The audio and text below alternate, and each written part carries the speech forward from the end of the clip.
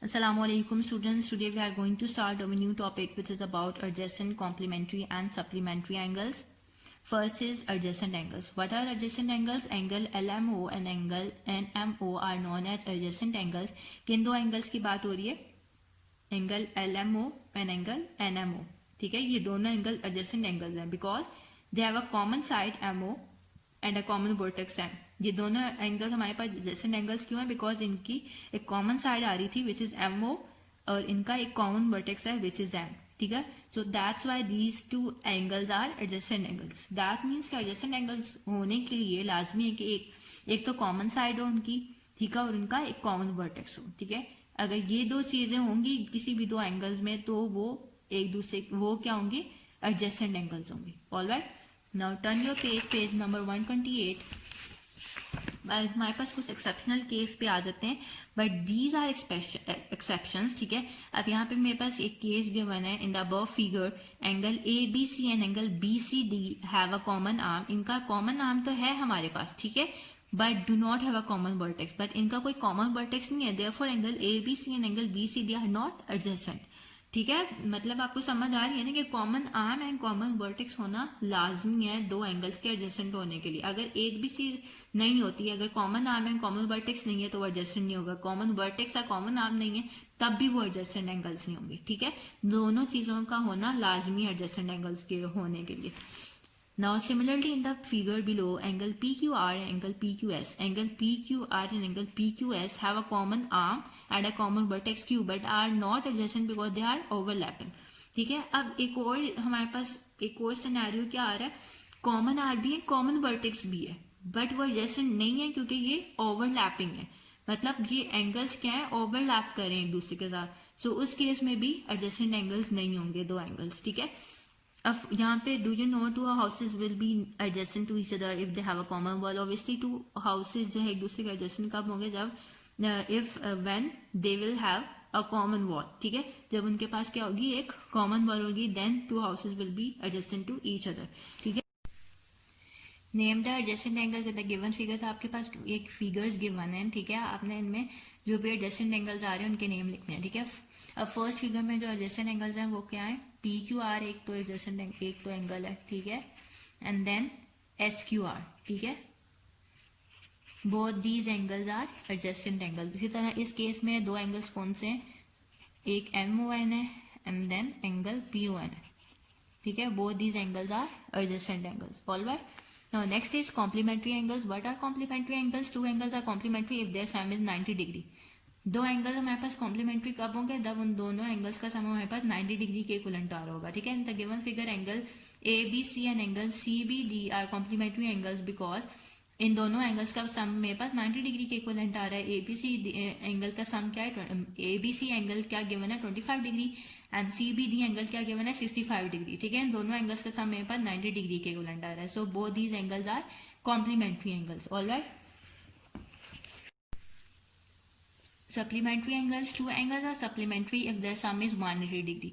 To angles हमारे पास कब सप्लीमेंट्री होंगे? जब उन दोनों का सम हमारे पास 180 डिग्री के इक्विवेलेंट होगा. That is the angle lie on the straight line.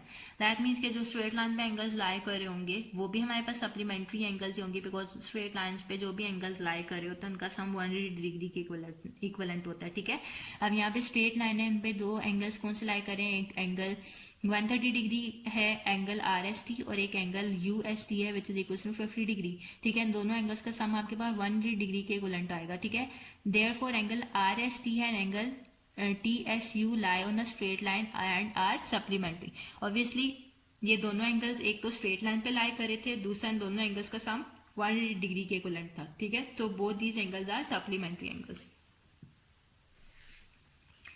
Now look here, remember, a tip to remember complementary and supplementary angles. C for corner, L forms a corner. ठीक है, अब C for corner, अब यहाँ पे let's suppose L एक यहाँ पे L जो भी बन रहा है, ठीक है, L forms a corner. ठीक है, यहाँ पे let's suppose it's a corner. So ये मेरे पास क्या आ रही है? L शेप आ रही है ना. L forms a corner. C for complementary, S is for straight line. ठीक है, and S for supplementary. Obviously straight line है S is for straight line, straight line पे जो एंगल्स होंगे वो 180 डिग्री के इक्विवेलेंट हो गए, और एल फॉर्म्स अ कॉर्नर, और ये जो एल कॉर्नर है, एक एल बन रहा है, ऑब्वियसली ये एक 90 डिग्री एंगल को रिप्रेजेंट कर रहा है, ठीक है। एक वर्टिकल लाइन है और एक हॉरिजॉन्टल लाइन है, एक वर्टिकल लाइन है और एक हॉरिजॉन्टल लाइन, ऑब्वियसली एक 90 डिग्री का एंगल ही बनाते हैं, ठीक है। एल फॉर्म नहीं बन रही है, सो बेसिकली ये कॉम्प्लीमेंट्री एंगल को रिप्रेजेंट कर रहा है कि कॉम्प्लीमेंट्री एंगल में हमारे पास 90 डिग्री के इक्विवेलेंट होता है सम, ठीक है। और सप्लीमेंट्री में एंगल्स में हमारे पास 180 डिग्री के इक्विवेलेंट होगा सम, ठीक है। ऑब्वियसली यहाँ पे आपको टिप्स भी दे दी हैं, जो भी टिप है आपके पास remember for remembering these key points कि कॉम्प्लीमेंट्री एंगल किसके इक्विवेलेंट होगा और सप्लीमेंट्री एंगल किसके इक्विवेलेंट होगा, ठीक है। Now next is exercise 7B, question number 1, filling the blanks. Number 1, adjacent angles have a say common side and a common vertex.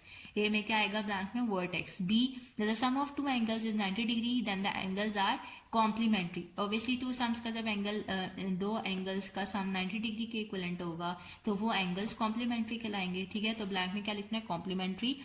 C, two angles are supplementary if their sum is 180 degree. Two angles कब supplementary होंगे? जब उन दोनों angles का sum 180 degree के equivalent होगा। We can not find the dash of 90 degree angle.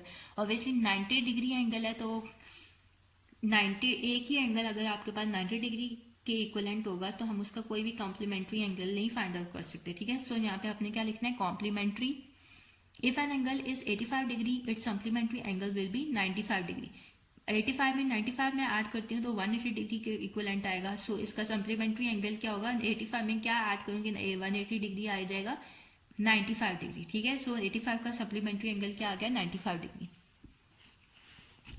Now question number 2, state whether the following are true or false. A, the supplementary angle of a right angle is a right angle. True, supplementary angle जो है right angle का एक right angle ही होगा, ठीक है। एक right angle 90 degree मेरे पास given है, उसमें 90 डिग्री अगर मैं ऐड कर दूं which is also a right angle, so मेरे पास एक supplementary angle बनता है, ठीक है। So it's true. B, the complementary angle of 50 degree is 140 degree. False, 50 degree में मैं 40 डिग्री ऐड करूंगी तो 90 डिग्री आएगा ना। यहाँ पर it's false 140 degree plus 50 degree तो ग्रेटर 90 डिग्री आंसर आ रहा है, सो ये फॉल्स है। C, adjacent angles share common vertex. Yes true, adjacent angles में हमारे पास एक कॉमन वर्टेक्स होना लाजमी है, ठीक है। कॉमन वर्टेक्स भी होता है और एक कॉमन आर्म भी होता है, या फिर कॉमन आप लोग यस कॉमन आर्म ही आप लोगों ने पढ़ा, ठीक है। So adjacent angles share a common vertex, true.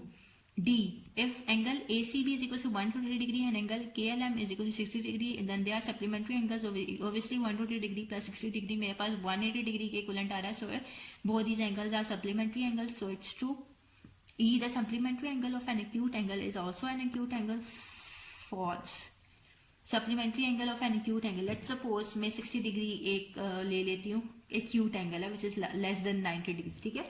अगर हमें अब इसका सप्लीमेंट्री एंगल क्या होगा? 120 डिग्री, तभी तो मेरे पास ये 180 डिग्री के इक्विवेलेंट आएगा ना सम, ठीक है। अगर मैं 60 डिग्री में 120 डिग्री ऐड कर रही हूँ तो तभी मेरे पास 180 डिग्री के इक्विवेलेंट आएगा ना सम। तो इन दोनों एंगल्स 60 डिग्री का सप्लीमेंट्री एंगल 120 डिग्री है which is not an acute angle. ये तो मेरे पास ग्रेटर देन 90 डिग्री आ रहा है ना, ये तो ऑब्ट्यूज एंगल है, not an acute angle, so it's a true false statement, ठीक है। ये मेरे पास फॉल्स स्टेटमेंट है कि supplementary angle of an acute angle is also an acute angle, तो इट्स फॉल्स।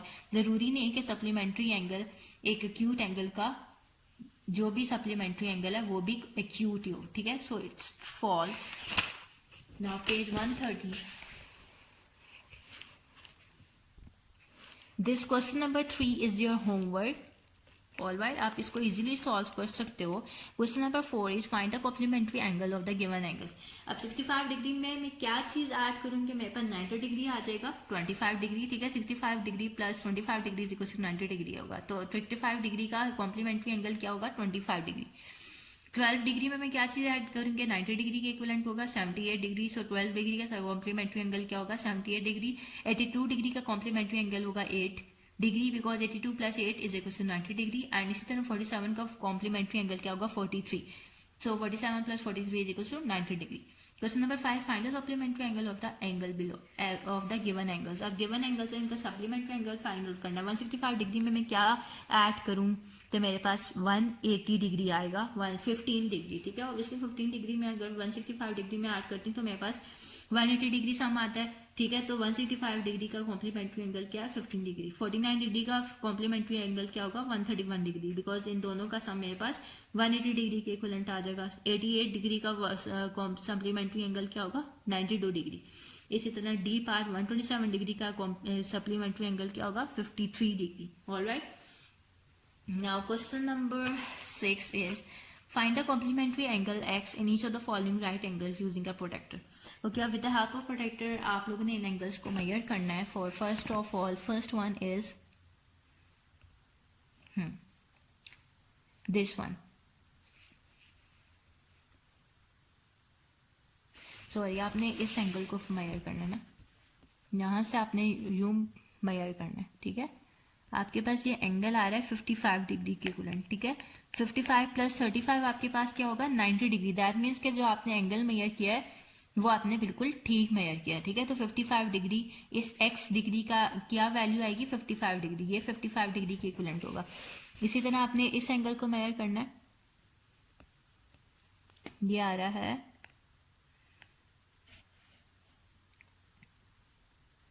ये 70 degree. 70 plus 20 is equal to 90 degree होते हैं, ठीक है। दैट मीन्स जो आपने एंगल मेजर किया वो बिल्कुल ठीक है। So 70 degree is your answer.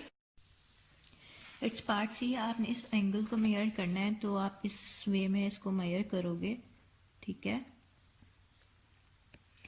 Okay, it's 75 degree. 75 degree को जब आप 15 डिग्री में ऐड करते हो so you will get 90 degree, ठीक है। So both these angles are complementary angles, ठीक है।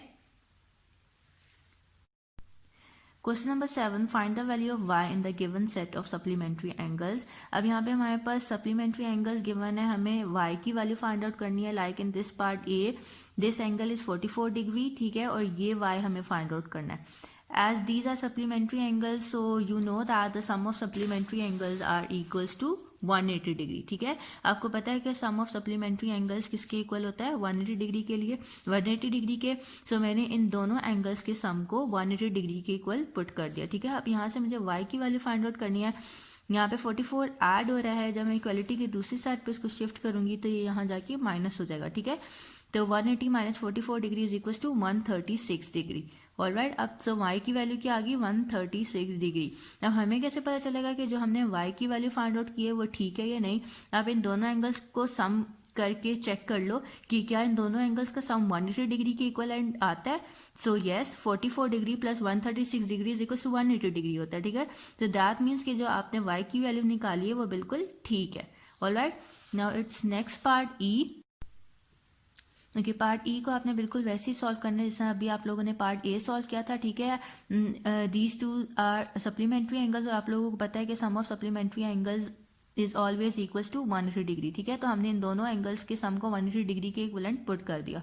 ऑलराइट, अब यहाँ पे y की वैल्यू फाइंड आउट करनी है। 100 यहाँ पे ऐड हो रहा है, इक्वालिटी की दूसरी साइड पे जब इसको शिफ्ट करोगे तो ये माइनस हो जाएगा। 180 minus 100 degree is equals to 80 degree, ठीक है। सो y की वैल्यू यहाँ पे क्या आई है, 80 डिग्री। अब 100 plus 80 degree is equals to क्या होता है, 180 डिग्री। दैट मीन्स कि जो आपने y की वैल्यू निकाली है वो बिल्कुल ठीक है।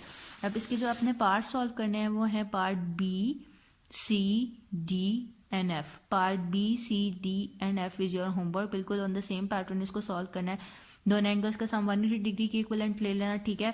150 डिग्री यहाँ ऐड हो रहा होगा, इक्वालिटी की दूसरी साइड पे शिफ्ट करोगे तो माइनस हो जाएगा। माइनस करने के बाद जो भी आंसर होगा वो y की वैल्यू होगी। Alright, okay students, so we are done with this exercise.